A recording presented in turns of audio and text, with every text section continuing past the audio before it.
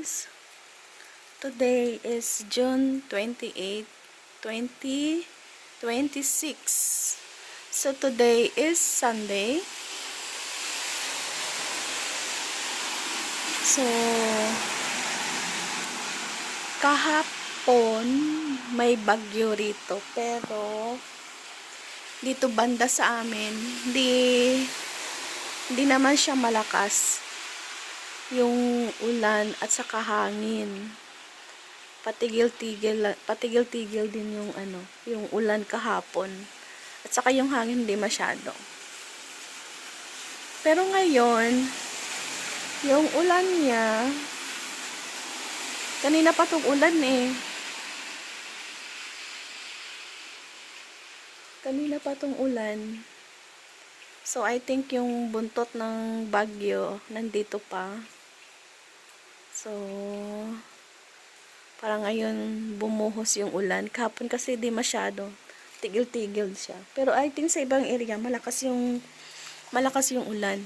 Baka dun sa center ng bagyo talaga. Kasi napanood ko sa news. Sa YouTube lang ako nanood ng news kanina lang.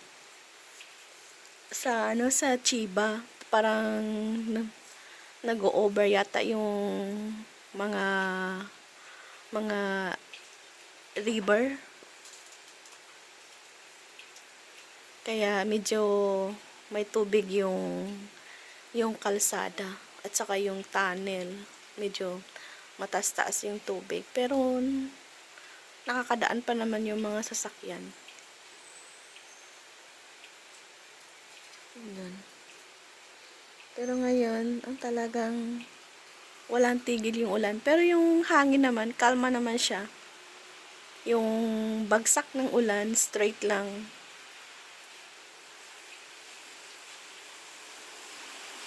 So, kalma naman. Yung degrees ngayon is 23 degrees Celsius. Diba? Yun. Diba, kalma lang yan. Pero, kailan ba yun? Nung Friday? Hindi Saturday. Nung Friday,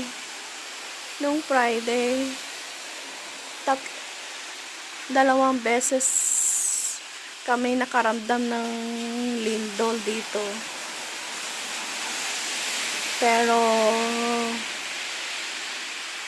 Pero parang 3 beses siya sa buong Japan. Pero dito banda, 2 beses. Pero nung mga umaga nung Friday, naglindol. Pero hindi banda dito sa amin, pero ramdam mo. Tapos yung sa gabi, I think mga 10:30 yata yun ng gabi, ng Friday. Ay, grabe. Talagang nag-alarm yung phone. Malakas talaga kasi sa malapit sa Mount Fuji yung yung lindol. Yung epicenter. So, sa Yamanashi. So, malapit lang yan dito sa Tokyo. Kaya ramdam mo talaga. Pero wala namang warning, yung tsunami warning. Kita mo talaga yung sa labas, yung mga wire. Talagang nagwo-wave talaga siya. Talagang gumagalaw.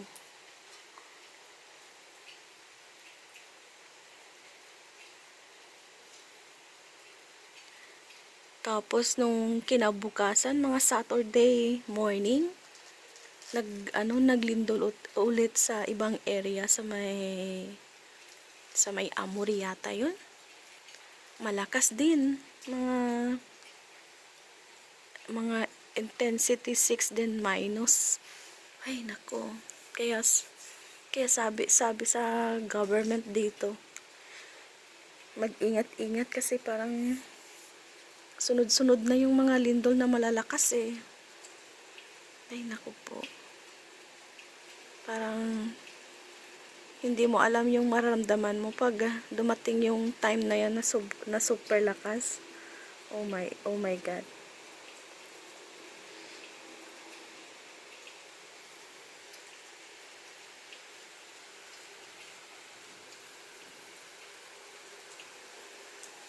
May konting kulog. May konting kulog lang akong naririnig.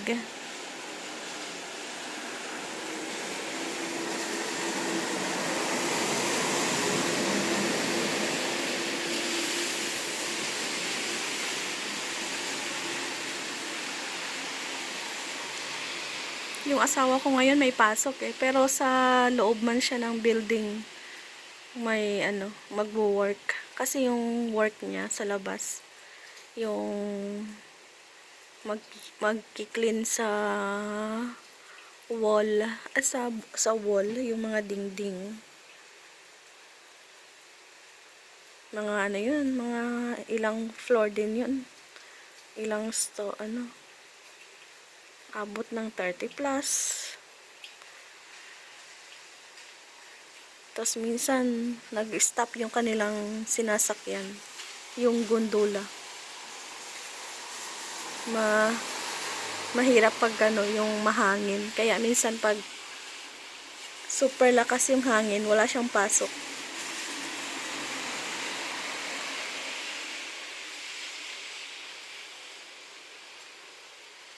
Ay ko, masarap matulog pag ganitong panahon. Pero ako, aga kong nagigising Nagising yata ako ng 5:30?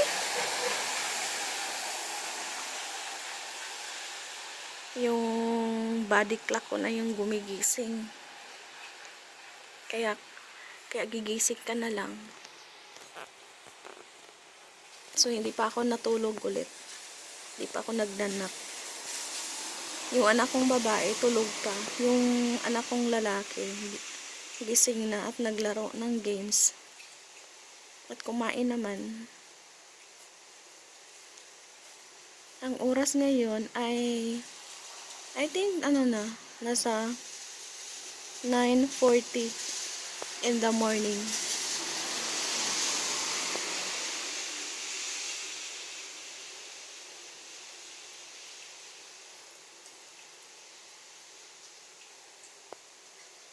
Magna 9:40.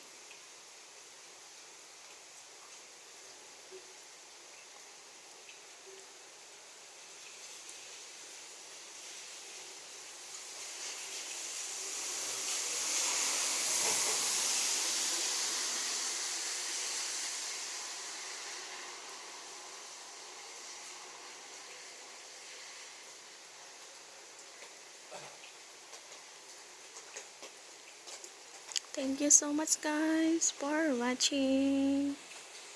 Thank you and ingat po kayo.